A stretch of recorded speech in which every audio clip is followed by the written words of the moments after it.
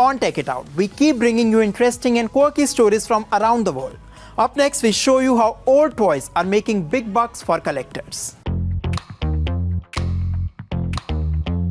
Do you still have your childhood toys neatly kept in their original box? If the answer is yes, then you might want to take a look. Chances are that you might own a treasured piece of history which could fetch you a quick buck or two. Old plastic to some, treasured memories for others. The toy collecting market now means big bucks for many. Toys of all shapes, size and age. Many toys are now worth hundreds or even thousands of dollars. Toy collectors are willing to spend serious cash on their hobby. Meet John Morgan. Morgan is an auctioneer and toy dealer. Morgan has been in the business since he turned 18 years old. On some busy days, he ends up selling as many as 600 toys at auctions.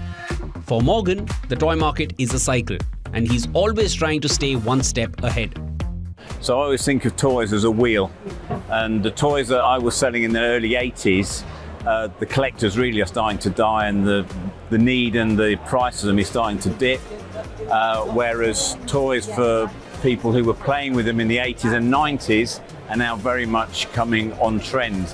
And that will change again, because as they get older, the price will go up and it will come down. And then eventually these things become genuinely old and hard to find. Let's call them antique, for want of a better word. And then the price comes back up the other side. So it's a real wheel that just keeps turning and turning and turning. The clever man or woman is the person who spots that wheel very early. One franchise that continues to fetch big money is Star Wars, particularly original action figures from the 1980s. Some figures, still in their original packing, are being sold for up to $750. Dave Hynett is one such toy collector and dealer. He is a proud owner of Star Wars toys. He says on a good day, he ends up making big money. His record sales in one single day is $6,264. You'll see a toy that you had when you were 3 or 4, and the memories just hit you. I remember being in the house with my brother, and we had these cars, and we run them in the garden and covered them in mud or whatever, or we had the Millennium Falcon, we threw it down the stairs or whatever. I think it's that trigger to your childhood, and I think that's the biggest power of old toys. It's quite common for dealers to be toy collectors themselves. Hynett has his collection of Chitty Chitty Bang Bang toys. Another popular toy is Action Man, the British licensed copy of Hasbro's G.I. Joe.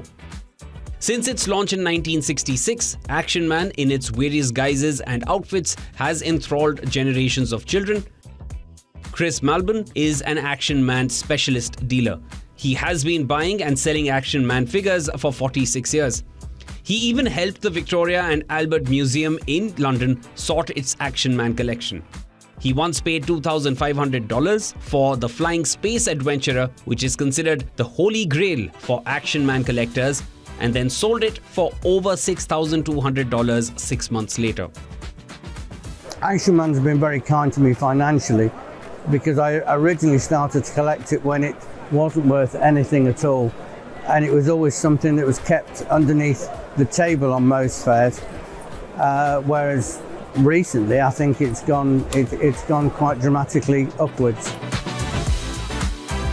While traditional investments such as stocks and real estate are more common, the number of people getting into the toy collector's space has gradually increased over the last few years.